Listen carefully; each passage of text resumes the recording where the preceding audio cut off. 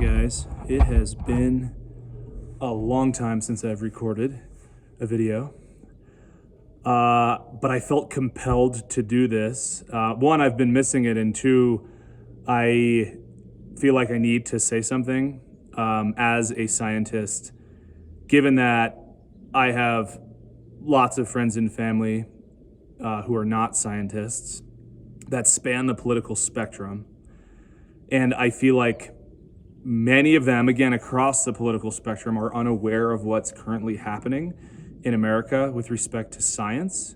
And to put it very, succinctly, bluntly, the federal government is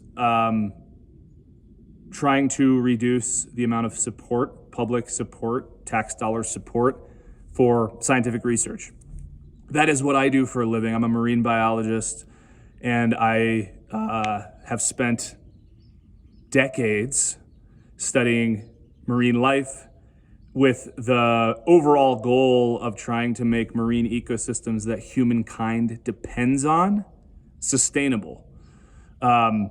Because we use marine ecosystems to live. I primarily study coral reefs. Coral reefs feed hundreds of millions of people. It's estimated that coral reefs support 1 billion people worldwide in their lives and or livelihoods. And in extreme cases, people literally eat from the reef, and the reef protects their houses from storms and storm surges on coastlines. Villages and even cities could get destroyed if we can't figure out how to keep coral reefs around. So this isn't just some tree hugger love nature for nature's sake. I do happen to love nature for nature's sake, but there's a reason to do the work that I do. And what the federal government in the United States is currently doing is trying to call money spent on scientific research like mine, and we'll get into much more important research than mine in a minute, or I should say much more relatable research than mine in a minute. But they're trying to suggest that that's government waste, that essentially my entire career has been a waste of money. And I say that, I'm trying not to be overly dramatic here, but the reality is this: I didn't have funding I didn't have the resources to even go to college. I'm someone who got scholarships to go to college, and I certainly didn't have the resources to go to grad school. Or I should say, I didn't have the resources to pay for my research in grad school. I couldn't pay for that out of pocket. I got money through fellowships that are funded by tax dollars. So my graduate research, my PhD research, was largely funded by what's called an NSF predoctoral fellowship. National Science Foundation, that's the federal funding agency that pays for science in the United States. That paid for my training as a PhD student. That allowed me to have the expertise needed to become a world leader in an area of science that helps us understand how ecosystems work. And there are many stories like mine where people got federal support to hone their skills, their expertise, their knowledge to become a true asset to the scientific workforce. And those opportunities I'm referring to are being threatened very overtly. They're being out in the open threatened. And I will just say the National Science Foundation Graduate Research Fellowship, the predoctoral fellowship I just mentioned, this year, with the new federal transition, the new presidential administration coming into power in the United States, that resulted in that funding half of the normal number of fellows. And that sounds trivial, but the reality is that is a major funding source for PhD students around the United States of America. And there are countless stories of world-changing scientists, people that have made discoveries that have enhanced the lives of countless human beings across the planet, starting with that fellowship. Like, that's how they got started. And you can find these in the media if you want to read stories about this. And it's kind of heartbreaking, because what you realize is, oh my goodness, half of those opportunities vanished this year. And that actually has difficult to measure long-term consequences. So that's just one step. But then you keep going. And in my case, after I got my PhD, I got more federal funding to do what's called a postdoctoral research fellowship, which, again, more and more training and study. For me, I was primarily studying applied mathematics and figuring out how to use math to project long-term predictions for how marine ecosystems might change in the future, given what humanity does in these ecosystems. And this is not at all a political decision to do this. This is hey, I want these ecosystems that support humanity to be around for a long time. That's what humans want also. Do we want coral reefs to vanish? I don't think anyone really does. That would be really crazy if you wanted that, especially if you just respect life, because there's so much in coral reefs. So anyway, I got a postdoctoral fellowship. Again, National Science Foundation. That fellowship that I got is not being offered anymore right now, by the way. I say right now because the tides can change, but that postdoctoral fellowship that allowed me to continue to advance in my career, to continue to hone my expertise, to become an asset to the scientific workforce, primarily in the United States, that opportunity's gone, along with several other opportunities that are just like it that have historically funded many, many scientists in the United States so that they could continue to become better at their jobs, become, again, world leaders in their area of research that they specialize in, which makes America, has historically made America a STEM powerhouse, leaders in science, technology, engineering, and mathematics. We are right now at the federal level suggesting we're not going to do that anymore. That's sort of the rhetoric, especially that's coming from the executive branch. We don't want to be leaders in science anymore. That's waste. That's spending in a wasteful way. And I don't care what side of the political spectrum you're on. I can't emphasize this enough that I have dear relatives and friends who are right leaning or far right in their political ideology. And I love these people. And I think that if they knew the extent to which evidence-driven decision-making in the United States was under threat, I think they'd be concerned. And we'll talk a little bit more about, I think, a little bit, some I suspect to be much more relatable examples than me talking about my world as a marine biologist and someone who studies the environment and studies ecosystems. But there are other scientists whose work is being threatened that I think are much more relatable, and we'll get to that in just one second. But I just want to emphasize the fact that anyone across the political spectrum, I think, can appreciate a basic business tenet, which is the concept of a return on investment. We as a country have for many, many decades prioritized, this has been bipartisan support, by the way, prioritize STEM, science, technology, engineering, and mathematics, as an area that we want to be leaders in globally. Because I think there's a couple different reasons. Well, one, I think we take a lot of pride in our ingenuity as Americans, so we love being leaders in that area. We love being not only part of the conversation globally, but often leading those conversations. I think we like that. I think we take pride in that. We take pride in our logic, our ingenuity, etc. But we also appreciate that there are incredible amounts of benefits that come from research. Not just the things that I'm talking about that I do, where it's like sort of longer term, can we keep ecosystems around, but also more immediate term, like can we cure different forms of pediatric cancer? Like these are areas of research that the government has heavily supported historically. And I imagine probably any person in America would heavily support. And these returns on investment become extremely difficult to realize or impossible to realize when you start reducing science funding. Because what you have to understand is I'm someone who's been invested in heavily by taxpayers. So if you're an American and you're watching this, thank you for paying your taxes, because scientific effort in the United States is often largely funded by tax dollars. And when you train someone like myself, tax-funded opportunities to gain knowledge, gain expertise, have helped me each step of the way through my career. And now there are threats that I won't be able to do my job the same way, or possibly even do my job, depending on how intense this gets in the future. And from, a basic ROI, there's two different kinds of ROIs. One is all the things that science can give to the public for investing in science, and there are countless examples of that. That outside the scope of this video. That would take me hours to even scratch the surface of the benefits that science offers, but just look around you.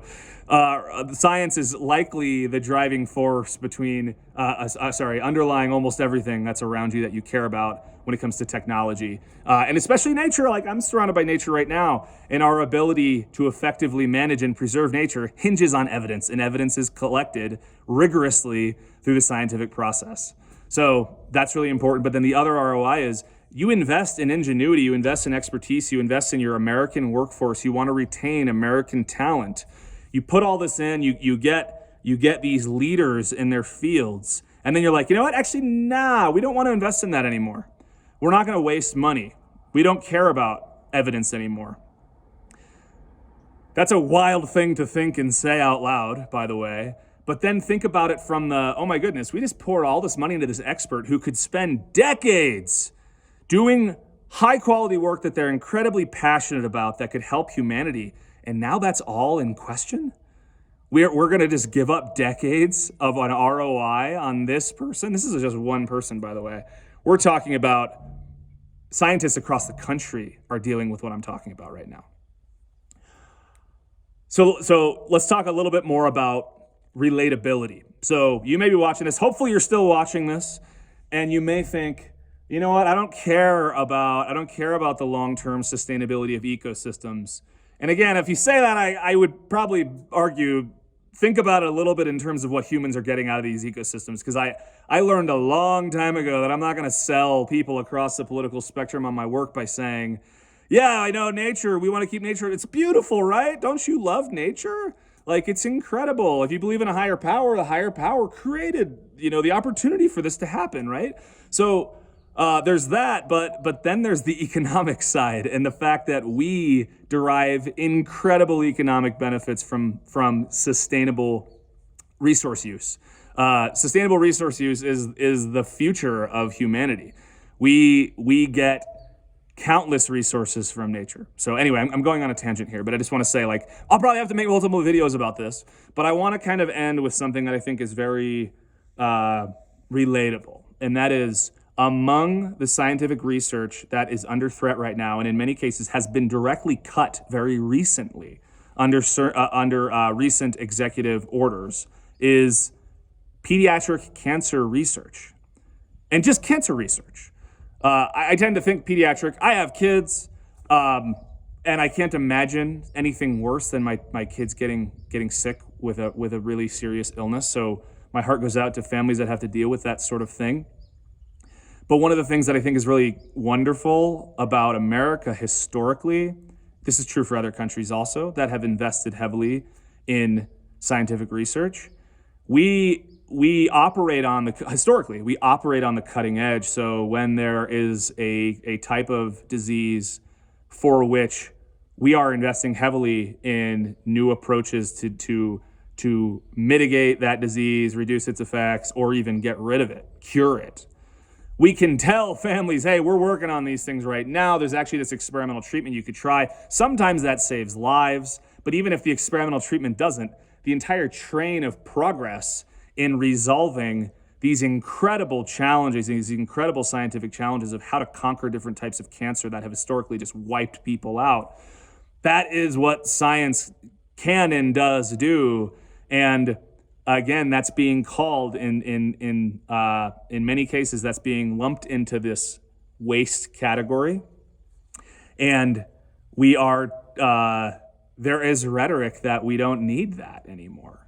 We don't need to invest in that anymore. And I think that is just wild to me, that that's something that could be agreed with by anybody. Do you have anyone you love who has struggled with a terminal illness, or I shouldn't say terminal, hopefully not terminal, a serious illness, cancer? Cancer's all over. There's cancers of all varieties that affect all kinds of people, from infants to elderly people.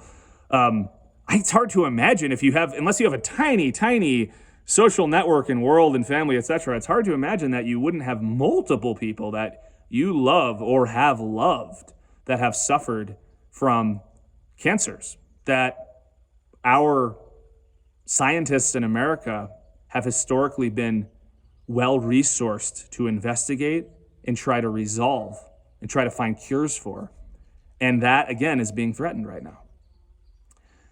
So I felt like I had to say something about this.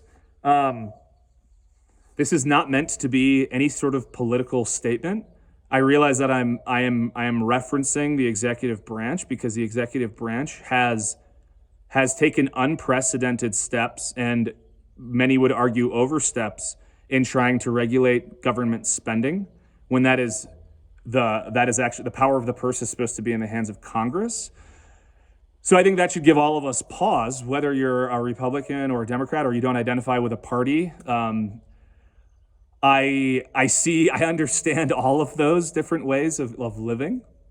What I do not understand is people deciding, you know what, using evidence is not the best way to make decisions moving forward. We should have less evidence to make decisions. And those decisions could be, how do we cure cancer? Those decisions could be, how do we keep forests that people across the political spectrum in America love to use? How do we keep those around? How do we sustain them? How do we sustain deer populations that we like to hunt? How do we do all those things? That's all science, guys. Science is how we do that. Science is how we systematically and rigorously collect the evidence needed to point us in the most fruitful direction in making the right decision across all of those. And there's countless other examples I could give you, but I just wanted to share my perspective here because, frankly, I don't think this is being shared. I don't. And again, I have loved ones across the political spectrum, and I think no matter which space you occupy on that spectrum, I don't think this message is landing with people. I don't even know if it's being discussed. And I think it's honestly one of the most important things that we as a country in America, and I realize we have a lot of international viewers on SciAll, and that's really exciting, but I can imagine you can relate to this, and these same kinds of issues are occurring across the planet right now, unfortunately, where there is a sort of what seems to be a war on evidence, actually, if you put it very simply. Some people call it a war on intellectualism, etc. There's lots of different ways to think about it, but I feel like I have to produce this as a PSA, especially for my fellow American citizens. Do me a favor and really sit and think. If you're willing to be open to have thoughts on this, please sit and think for a second. Do we want to be a country that is guided by evidence or not?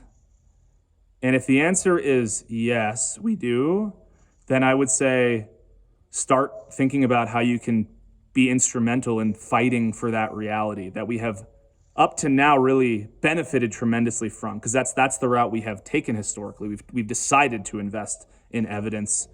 They're certainly not perfect. There's lots of ways we can improve, but what is being presented, what's on the table, what's being advocated for in many ways at the federal level is, you know what? That's waste. Let's scale that way back.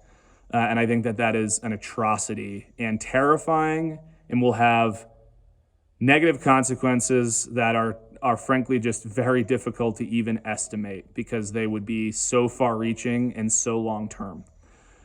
Okay, that's all I got for now. I do plan to record more videos now. I feel a little bit more inspired to speak up, to help just speak the truth of my reality. I am a professional research scientist. I've been doing this for 20 years, guys.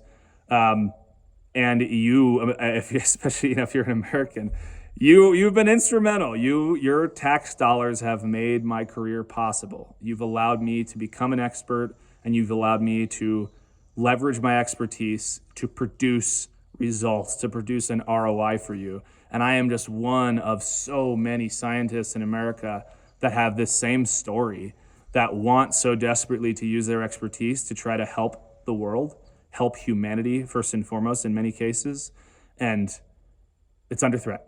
So please think and act. And how do you act? There's lots of ways, but I would say the first one is start having conversations with people that care about you and value your opinion about this stuff. This conversation's not happening. I think it's incredibly problematic. And then after that conversation, a more substantive action would be talking to members of government, everything from local up to federal, calling congressional members, writing letters.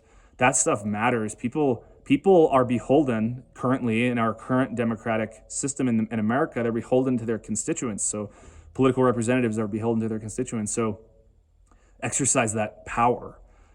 Because I think if we don't, we may find ourselves in a situation that we very much do not want to be in and may not be able to come back from easily or at all. Okay, stay safe.